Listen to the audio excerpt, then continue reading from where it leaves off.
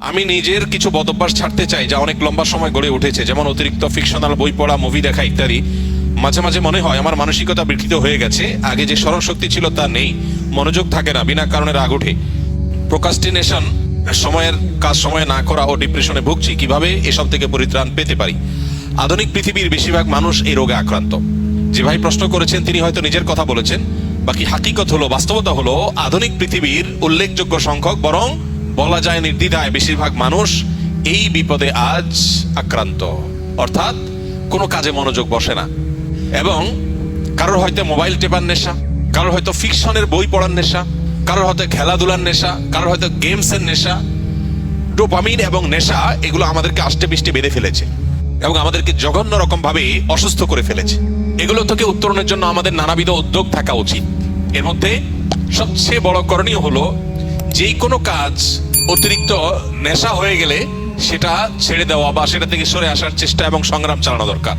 সবচেয়ে বড় কথা হলো একজন ইমানদার একটা সুনির্দিষ্ট রুটিন, যেটা খুবই প্রোডাক্টিভ হবে, তার জীবনের বারাকা আসবে, এরকম একটা রুটিন সুন্নাহর সাথে, কোরআন এবং হাদিসের সাথে মিল রেখে তিনি নিজের জন্য যে করবেন এবং সেটার উপর আমল করবেন। এবং সুন্নাহসম্মত যে রুটিন হবে সেই রুটিনের উপর তিনি যদি আমল করেন তাহলে ডোপামিন থেকে বেঁচে থাকা তার জন্য ইজি হবে, সহজ হবে ইনশাআল্লাহ। এর বাইরে বিশেষ করে যে বিষয়গুলো তাকে অনেক বেশি আসক্তির দিকে নিয়ে যাচ্ছে, নিজে থেকে সেটা ট্রিটমেন্টের উদ্যোগ নিতে হবে। প্রয়োজনে কোনো মেন্টর, কোনো উপদেষ্টা, শরঈ উপদেষ্টা নিয়োগ দিতে হবে।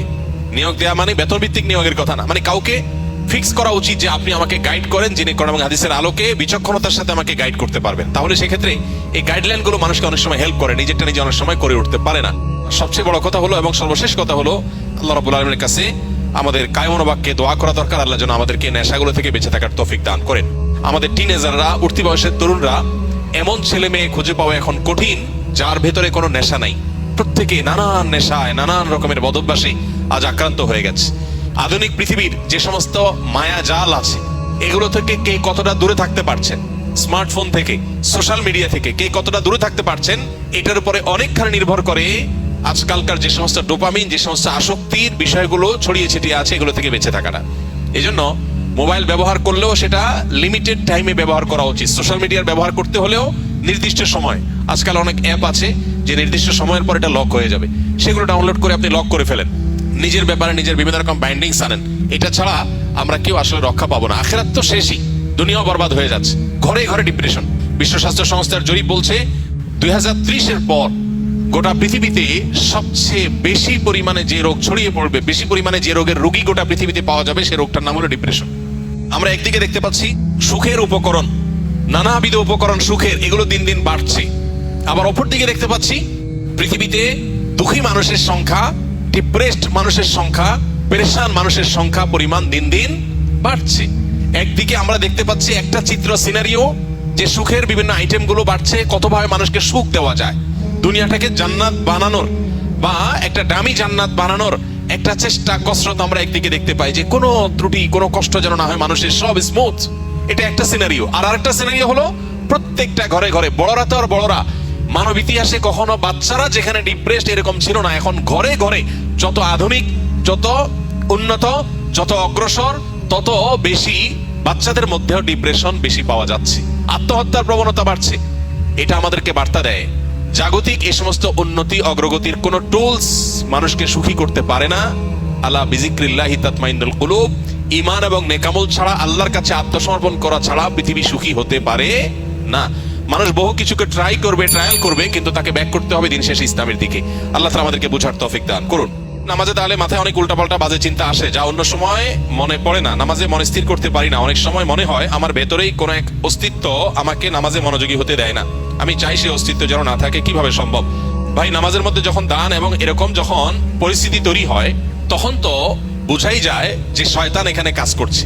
অন্য কোনো সময় মনের ভিতরে এত ওয়াসওয়াসা আসে না, অন্য কোনো কাজের প্রতি এত অনীহা আসে না, নামাজে কেন আসে? তাহলে বুঝতে হবে যে এখানে শয়তান অ্যাক্টিভ হয়ে গেছে। একজন ইমানদার এই ধরনের পরিস্থিতিতে আল্লাহর প্রতি ঈমান তার আরো বেড়ে যাবে। এক সাহাবী এসে জিজ্ঞাসা করেছিলেন, ইয়া রাসূলুল্লাহ, আল্লাহ সম্পর্কে আমার মনের মধ্যে বাজে চিন্তা আসে, আমার পেরেশান হয়। তখন নবী করিম সাল্লাল্লাহু আলাইহি ওয়াসাল্লাম বলেছেন, যাকা নাফসুল ঈমান, এটাই তো ঈমান। তোমার মনের মধ্যে আল্লাহ সম্পর্কে বাজে চিন্তা আসছে, তোমার খারাপ লাগছে, তার মানে শয়তান তোমার ঈমান হরণ করার চেষ্টা করছে, তুমি লড়াই করার চেষ্টা করছো। তোমার ভিতরে ঈমান আছে যে, এটা বোঝা যাচ্ছে এখান থেকে। তো নামাজের মধ্যে বাজে চিন্তা আসাটা, কোরআন যে প্রতি পাতায় পাতায় শয়তানের অস্তিত্বের ব্যাপারে আমাদেরকে সতর্ক করেছে। আল্লাহ যে বলেছেন আমাদেরকে যে ফাত্তাখিযুহু আদুওয়া, শয়তান তোমাদের শত্রু, তাকে শত্রু হিসেবে গ্রহণ করো। আল্লাহ যে বলেছেন আদু মুবিন, সুস্পষ্ট শত্রু, যার শত্রুতা আমরা অনুভব করতে পারি, নামাজের আলী টের পাই যে সে অ্যাক্টিভ হয়ে গেছে, কাজ শুরু করে দিচ্ছে। তাহলে আল্লাহর প্রতি ঈমান আরো বেড়ে যাবে এবং শত্রুতা থেকে বাঁচার জন্য আল্লাহর কাছে আশ্রয় আরো বেশি মনে মনে কামনা করব। ইনশাআল্লাহ বিদিল্লাহর মাধ্যমে আল্লাহ তাআলা আমাদেরকে হেফাজত করবেন। এরপরে যদি ইচ্ছার বাইরে কারো মনের মধ্যে এরকম কিছু চলে আসে যেটা তার নিয়ন্ত্রণে না, সে চেষ্টা করবে সরায় আনার জন্য। এটুকু হলে ইচ্ছার বাইরে যেটুকু মন নামাজের বাইরে চলে গেছে, এর কারণে গুনাহ হবে না। আর আল্লাহ সম্পর্কে বাজে চিন্তা, এটা এখন ঘরে ঘরে জনে জনে শত শত হাজারো মানুষ আমাদের কাছে কাগজ লিখে দেন যে আল্লাহ সম্পর্কে বাজে চিন্তা আসছে।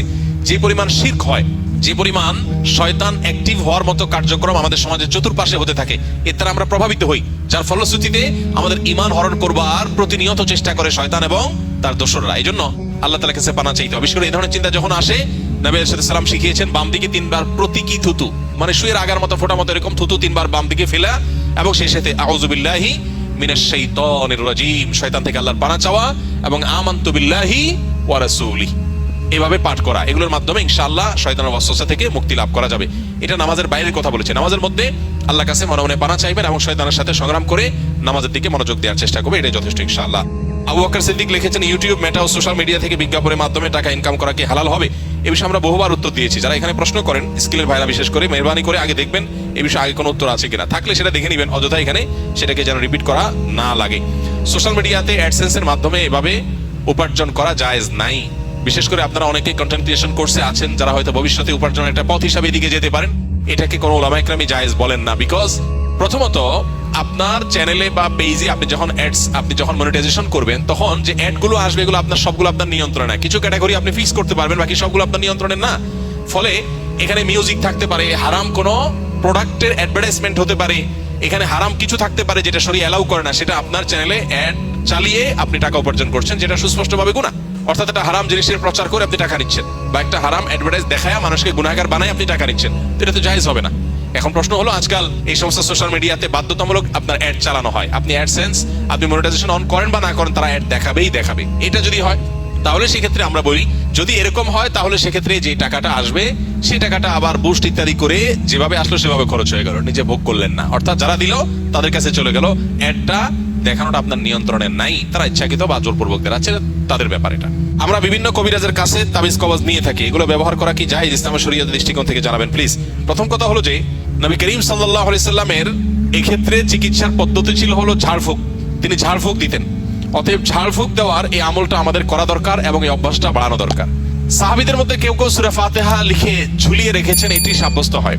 এই জন্য অনেক উলামা ইকরাম বলেন, শেফার নিয়তে বিশেষ করে বাচ্চারা যারা পড়তে পারে না, এদেরকে যদি কোরআনের কোনো আয়াত, হাদিসে বর্ণিত কোনো দোয়া লিখে ঝুলিয়ে দেওয়া হয়, সেটা জায়েজ আছে। বাকি হাদিসে যে মান আল্লাকা তামিমাতান ফাকাদ আশরাকা রয়েছে, যে ব্যক্তি তামিমা ঝুলালো, মাদুলি ঝুলালো, সে শিরক করলো। এখানে এই শ্রেণীর উলামা ইকরামের মত হলো, এই হাদিসের দ্বারায় বিভিন্ন প্রতিমাদের নামে যে তামিমা ঝুলানো হতো, বা তামিমাকে আলাদা কোনো প্রভাবশালী মনে করে তামিমা বা মাদুলি ঝুলানো হতো, সেটার কথা বলা হয়েছে। যদি কেউ কোরআনে কারীমের আয়াত পড়ে ঝাড়ফুঁক দেয়, সেটা হবে সরাসরি সুন্নাহ। নবী করিম সাল্লাল্লাহু আলাইহি সাল্লাম কখনো তাবিজ দেন নাই, ব্যবহারও করেন নাই, দিতে বলেনও নাই। তবে তিনি যেটা করেছেন সেটা হলো কি, পানি বা তেল বা শরীরে বিভিন্ন বস্তুতে দোয়া পড়ে, দুরূদ পড়ে, কালাম পড়ে আল্লাহর ফু দিয়েছেন, এটাকে ঝাড়ফুঁক বলা হয়। এটা হলো সুন্নাহ। আর বাকি কোরআনে কারীমের আয়াত এবং কোরআন হাদিস বর্ণিত দোয়া দিয়ে যদি শুধুমাত্র তাবিজ ঝুলানো হয়, যারা পড়তে পারে না, অসুবিধা হয়, তাহলে সেক্ষেত্রে এটাকে উলামা ইকরাম জায়েজ বলেছেন। অনেক উলামা ইকরাম জেনারেলি সব ধরনের তামিমাকেই নাজায়েজ বা নিষেধ বলেন। তবে নিরাপদ হলো সুন্নাতে থাকা, অর্থাৎ ঝাড়ফুঁকের মধ্যেই থাকা। বাকি তাবিজ কবজে আজকাল দেখা যায় বিভিন্ন নাম্বার লেখা, নাম লেখা, শয়তান টয়তান ইত্যাদি লেখা, এগুলো নাজায়েজের ব্যাপারে কারোর কোনো দ্বিমত বা ভিন্নমত থাকার কোনো কারণ নাই।